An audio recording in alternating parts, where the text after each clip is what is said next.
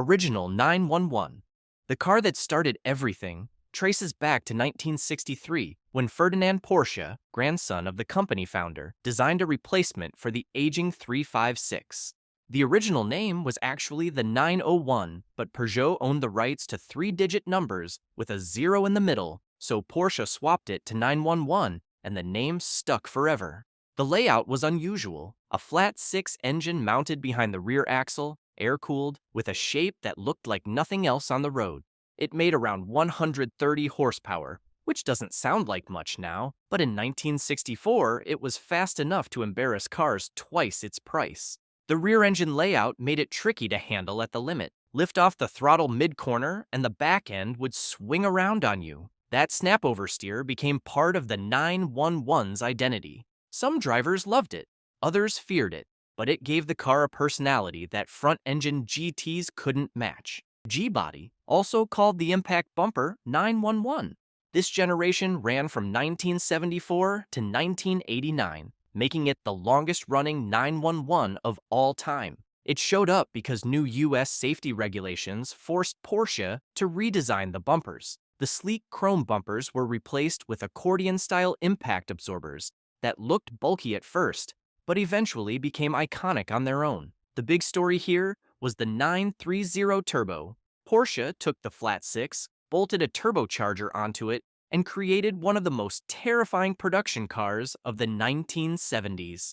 The turbo lag was brutal. You'd press the throttle, nothing would happen for a second, and then all the power would arrive at once in the middle of a corner. It earned the nickname Widowmaker because so many inexperienced drivers crashed them. Despite that, the Turbo became a status symbol. It was the poster car of an entire generation, right next to the Lamborghini Countach.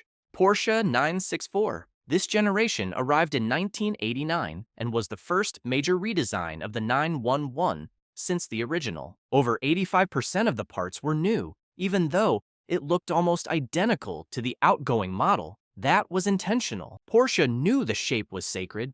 The biggest change was underneath. The 964 got coil spring suspension, replacing the old torsion bars, power steering, all-wheel drive as an option for the first time, and ABS brakes. It also brought back the turbo with a cleaner, more refined power delivery. The 964 RS is where things get interesting for collectors. Porsche stripped out the sound insulation, air conditioning, and rear seats to save weight. Today, a clean 964 RS sells for well over $500,000. It was the last 911 that felt raw and mechanical before electronics started taking over. Porsche 993. This is the one that collectors fight over. Produced from 1995 to 1998, the 993 was the last air-cooled 911 ever made.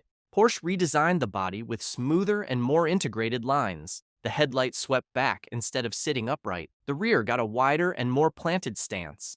Under the hood, the flat six now produced up to 300 horsepower in naturally aspirated form. The turbo version made 408 with twin turbochargers and all-wheel drive. But what made the 993 special wasn't just performance, it was the end of an era.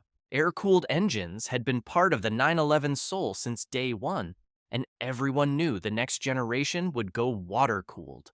When production ended in '98, prices on the used market held firm.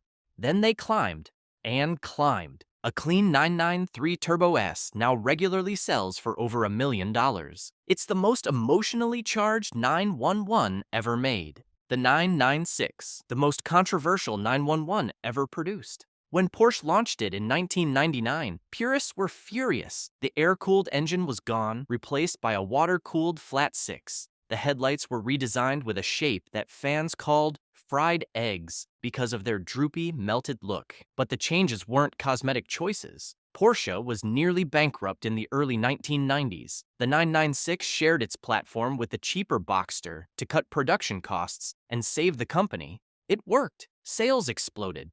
The 996 became the best-selling 911 at the time and pulled Porsche back from the edge. The car itself was faster, more comfortable, and more reliable than the 993 in every measurable way, but it didn't have the soul. That's what purists said. For years, the 996 was the cheapest 911 you could buy. Now, prices are climbing as people realize the fried egg era produced genuinely great driving cars that just happened to look different.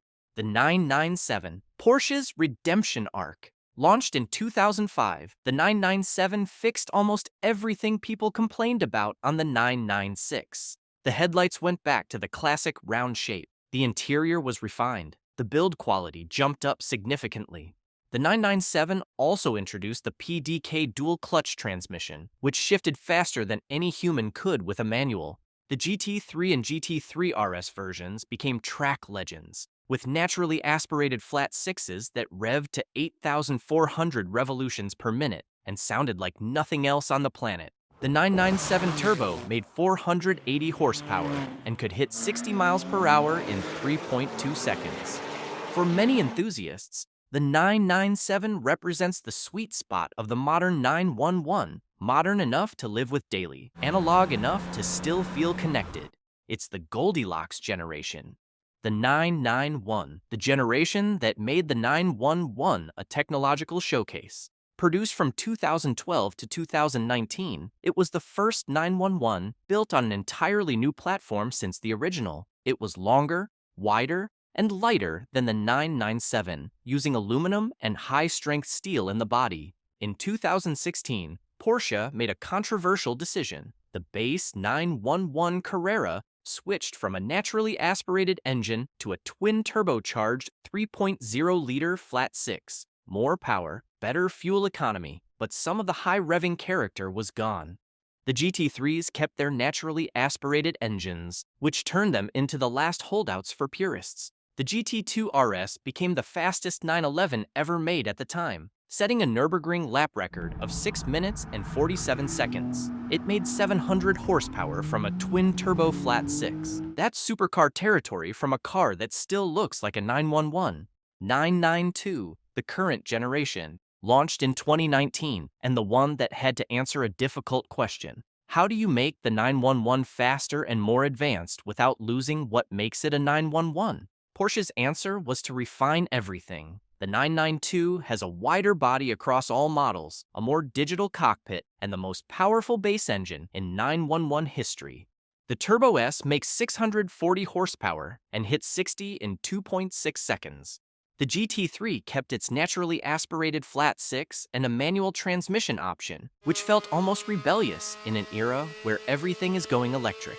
Speaking of electric, Porsche has confirmed a hybrid 911 is on the way. The 992 might be the last purely combustion-powered generation. That makes it a transitional car, the bridge between the 911's analog past and its electrified future. Whether that future keeps the same magic is something that only time will answer.